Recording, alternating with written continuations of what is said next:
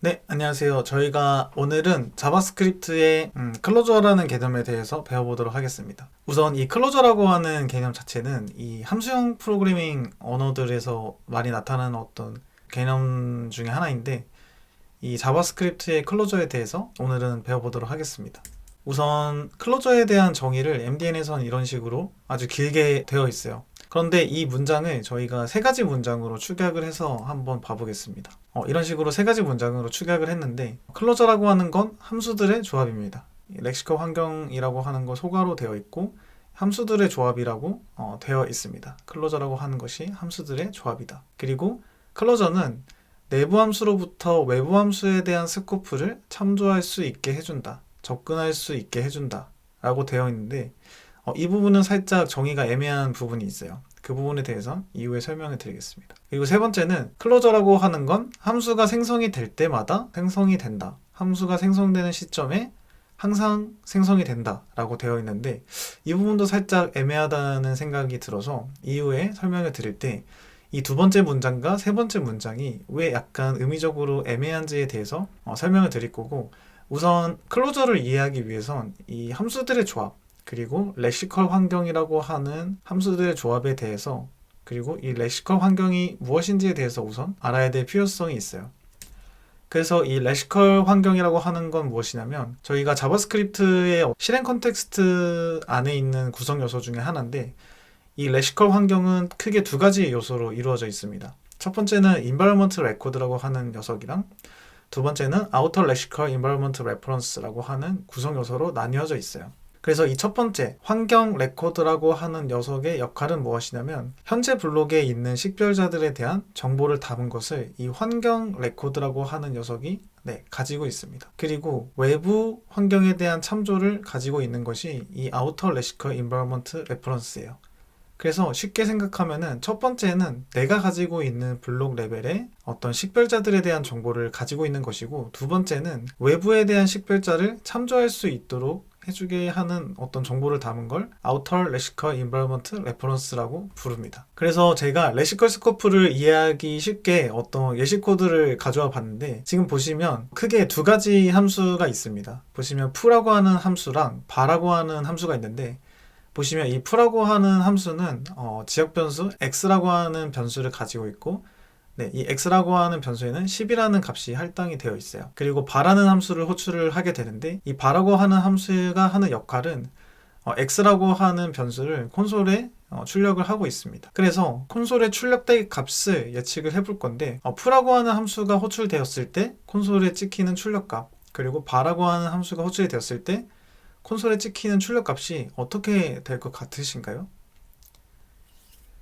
저희가 이 문제를 딱 봤을 때 사실 정답을 찾으려면 1초 만에 바로 답이 나와야 되는데, 1초 만에 만약에 답이 안 나온다면 여러분들이 레시컬 환경에 대해서 이해가 아직 정확하게 안 되어 있을 수도 있어요. 우선 레시컬 환경에 대한 동작 원리를 이 함수를 통해서 설명을 드리면, 이 x라고 하는 변수에 대한 참조를 찾기 위해서 보시면 함수가 선언된 위치를 기준으로 x라고 하는 변수를 찾아야 합니다. 그 이유는 무엇이냐면, 자바스크립트에서는 이 x라고 하는 식별자에 대한 정보를 찾기 위해서 우선 environment record라고 하는 환경 레코드라고 하는 곳에서, 그러니까 나 자신에서 x라고 하는 변수를 찾게 됩니다. 그래서 내가 가지고 있는 스코프 내부에 이 x라고 하는 변수에 대한 선언이 존재하지 않기 때문에, 그러니까 environment record라고 하는 환경 레코드에 이 x라고 하는 값이 존재를 하지 않기 때문에, 그 다음에는 외부 참조,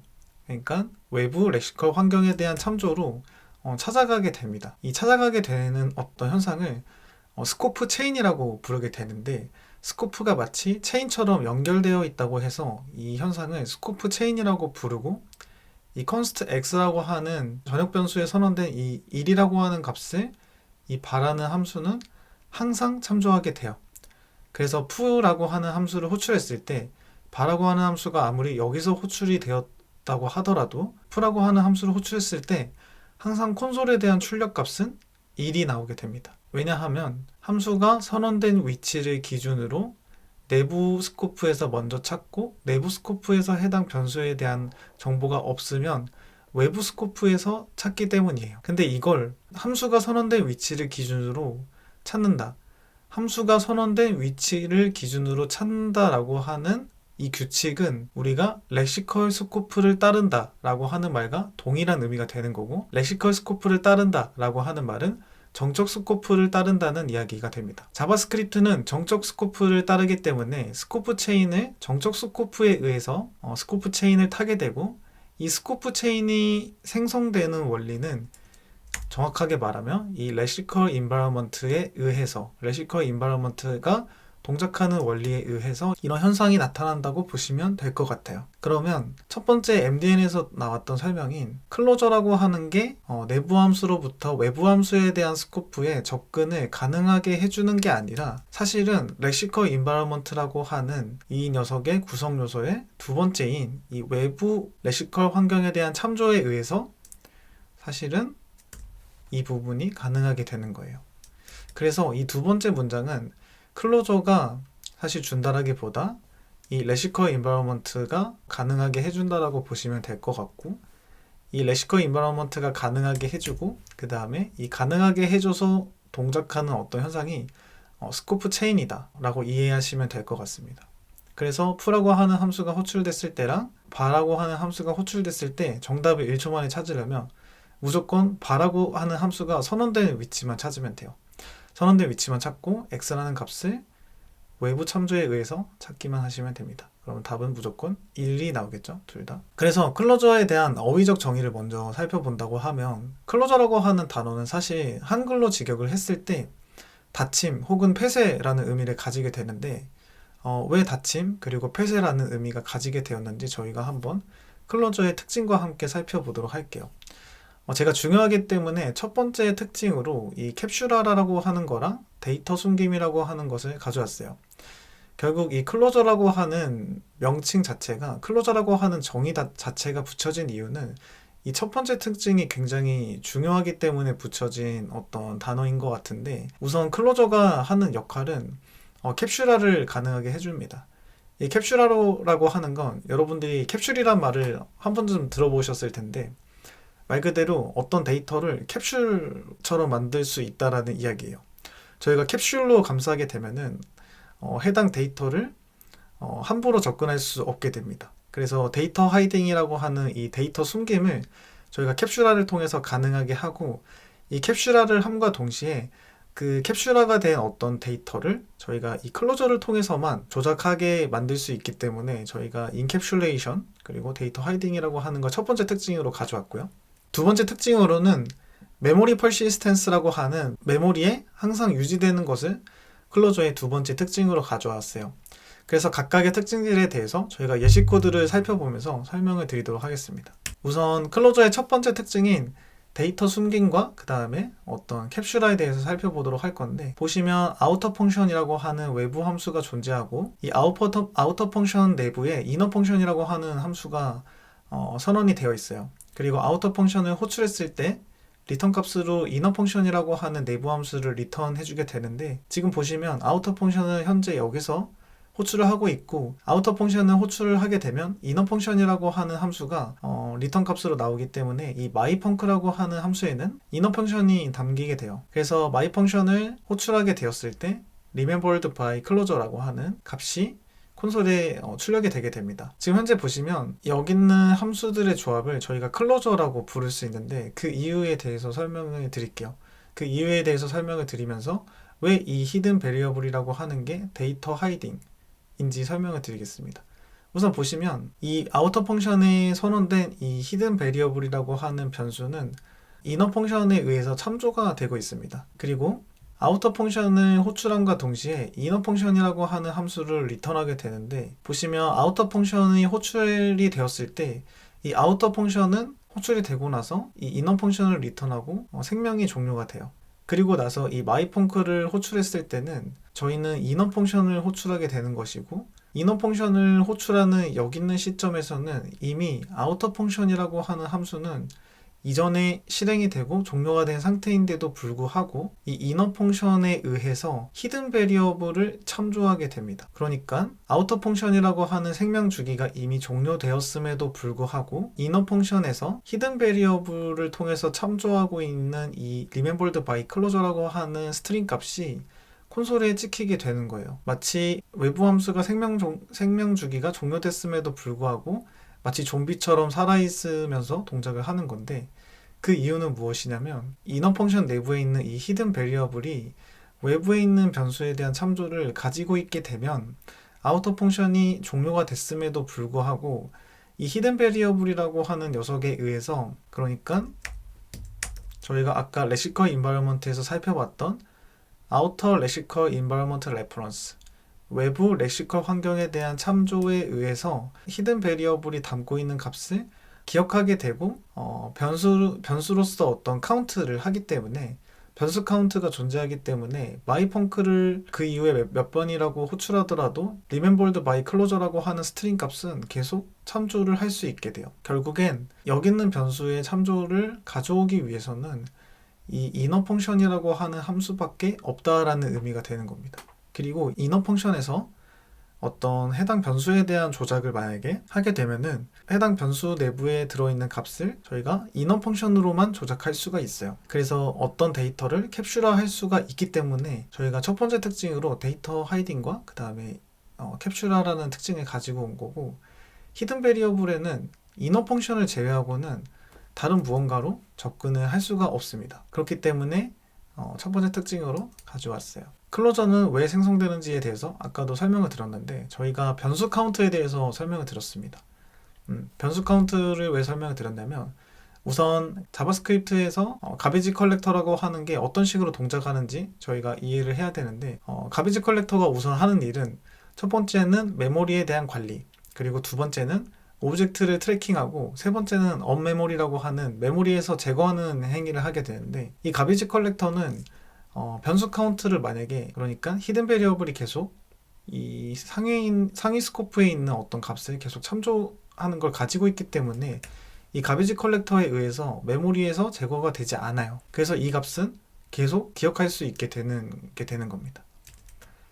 그래서 가비지 컬렉터에 대한 이야기를 설명을 드렸고, 메모리 퍼시스텐스에 대해서 설명을 드리면, 지금 현재 create counter라고 하는 어떤 함수가 존재하고, 이 함수는 어떤 객체를 리턴을 하게 되는데, 이 객체에는 각각의 메서드들이 존재합니다. 그리고 이 메서드들이 하는 역할은 외부 스코프, 그러니까 상위 스코프에 대한 변수 카운트를 다 가지고 있죠. 카운트라고 하는 어떤 변수를 참조를 하게 되고, 이 카운트에 각각의 조작을 하게 됩니다. 변수에 매핑된 어떤 값을 여기서 핸들링 하고 있는데, 보시면 create counter라는 함수에 의해서 함수를 호출하게 되면은 카운터라고 하는 객체가 리턴이 되게 되고, 이 카운터라는 객체 내부에 있는 메서드들을 통해서 각각의 값을 이렇게 핸들링을 하고 있어요. 그런데 첫 번째는 이 현재 값이 0이기 때문에 처음에는 0이라고 하는 값이 이 getCounter라는 메서드에 의해서 출력이 될 거고, 두 번째는 increment라고 하는 메서드를 호출을 했을 때 0이라는 값에서 플러스 1이 되기 때문에 이렇게 1이 찍히고, 두 번째에서 increment를 호출하면은 1이라고 하는 값이 찍히는 게 아니라 이전의 상태를 기억한 상태에서 2라고 하는 값이 출력이 되게 됩니다. 이 말은 무엇이냐면, 현재 이 creator counter라고 하는 함수를 호출했을 때 리턴되는 이 객체 내부에 있는 메서드들이 참조하고 있는 이 count라고 하는 어떤 값은 그 상태를 계속 유지하게 되는 거예요. 메모리에 계속 담겨져 있기 때문에 해당 값이 계속해서 유지가 된다라고 해서, 이 클로저의 두 번째 특징으로 메모리 퍼시스텐스, 그러니까 메모리에 계속 지속이 된다라는 어떤 특징을 가지고 와봤습니다. 저희가 이번에 살펴볼 건 마치 클로저처럼 생겼지만 사실은 클로저가 아닌 코드들을 가지고 와봤는데, 지금 현재 보시면 아우터라고 하는 함수가 존재하고 이너 함수라고 하는 내부 함수가 존재를 해요. 그런데 보시면 이 이너 함수는 분명히 x라는 변수에 의해서 environment record에 의해서 외부 변수에 대한 참조를 가지고 오게 되겠죠. 그래서 이너 함수를 호출했을 때 콘솔에는 1이라고 하는 값이 찍히게 될 거고, 아우터 함수를 호출했을 때도 콘솔에 1이라고 하는 값이 찍히게 될 겁니다. 그런데 이 함수가 왜 클로저가 아니냐면 이 이너 함수에서 지금 현재 외부 변수에 대한 참조를 가지고 있지만 외부 함수에 대한 어떤 참조가 외부 함수에 대한 생명 주기가 이너 함수를 호출했을 때 종료가 되지 않았기 때문이에요. 이것은 단지 레시컬 인바이러먼트, 즉 스코프 체인에 의해서 외부 변수에 대한 참조 값을 그냥 들고 와서 콘솔에 출력했을 뿐이지 클로저처럼 동작하는 것이 아닙니다. 왜냐하면 외부 함수에 대한 생명 주기가 아직 종료가 되지 않았기 때문이에요. 이너 함수를 호출했을 때, 그러니까 x라고 하는 값을 참조했을 때의 시점인 이 이너 함수가 호출되는 시점에서 이 아우터라고 하는 함수가 종료가 되지 않았기 때문입니다. 두 번째 코드를 살펴보면 여기 있는 함수에서는 현재 어떤 외부 함수가 존재하고 내부 함수가 존재하는데 이 내부 함수에서 어떤 스트링 값을 리턴을 하고 있어요. 그런데 현재 여기 있는 함수의 조합이 왜 클로저가 아니냐면 내부 함수에서 외부 함수에 있는 어떤 식별자를 어떤 변수를 참조하고 있지 않기 때문에 이 함수의 조합은 클로저라고 볼 수 없습니다. 그러면 첫 번째 예시랑 두 번째 예시를 같이 봤을 때 클로저에 대한 조건이 두 가지가 크게 나눠지게 돼요. 보시면 제가 다시 정의를 해본 클로저에 대한 개념인데 제가 영어로 작성을 해놨지만 사실 이 두 가지 문장에 대해서 합쳐진 어떤 정의라고 보시면 될 것 같습니다. 우선 첫 번째의 클로저에 대한 조건은 외부 함수에 대한 생명 주기가 이미 종료가 된 시점에서 내부 함수에서 외부 함수에 대한 변수를 참조하고 있을 때 그것을 클로저라고 부르고, 클로저라고 하는 건 함수가 아니라 함수들의 집합이고 함수들의 조합인데 이 함수들의 조합이 레시컬 인바이러먼트에 의해서 생성이 된다. 그래서 클로저라고 하는 건 왜 클로저라는 이름이 붙여졌냐면 이 클로저를 사용하면 캡슐화를 가능하게 하기 때문에 어떤 데이터를 은닉하고 그 다음에 해당 데이터를 핸들링할 수 있게끔 만들어둔 어떤 함수를 통해서 저희가 함수형 프로그래밍에서 굉장히 유용하게 사용할 수 있기 때문에 클로저라고 하는 어떤 이름이 붙은 것 같습니다. 클로저는 리액트를 이제 다뤄보신 분들이라면 이 useState라고 하는 훅을 굉장히 많이 사용하게 될 텐데, 보시면 이 useState의 내부 구현은 실제로 클로저라는 개념을 활용해서 useState라는 훅이 만들어져 있어요. 그래서 보시면 useState를 호출했을 때 해당 함수에 대한 생명 주기는 이미 종료가 된 상태에서 첫 번째 배열에 담겨 있는 값은 state라고 하는 상태 값이고, 이 상태 값을 핸들링하기 위한 세터 함수로서 이 두 번째 요소인 setState라고 하는 세터 함수를 리턴을 해주게 됩니다. 그래서 항상 상태 값을 바꾸기 위해서는 현재 이 세터 함수로만 저희가 리액트 내부에서 이 함수를 호출해야지만 스테이트 값을 바꿀 수 있기 때문에 이 useState라고 하는 훅이 클로저로 이루어져 있고 어떤 상태를 컨트롤하기 위해서 useState라는 훅을 사용한다고 되어 있고, 저희가 useState를 사용하는 이유가 곧 클로저를 사용하는 이유랑 거의 동일한 의미가 된다고 보시면 될 것 같고, 저희가 커스텀 훅을 만들거나 아니면은 커스텀 훅을 만들 때 항상 클로저를 왜 사용해야 되는지 알고 있으면 커스텀 훅을 사용하는 어떤 명확한 기준이 생길 거고, 클로저에 대한 활용에 대해서는 제가 현재 작성하고 있는 어떤 책이 있는데 그 해당 책은 제가 노션의 링크로 여러분들에게 공유를 드릴 테니까 그 부분은 같이 공부해보면 좋을 것 같습니다. 그래서 오늘 강의는 여기까지고, 저희가 클로저에 대해서 제가 처음 강의를 찍는 거라서 사실 부족한 설명이 있을 수도 있는데 질문이 있으시다면 댓글로 남겨주시면 제가 그 부분에 대해서 답변을 해드리도록 하겠습니다. 네, 시청해주셔서 감사합니다.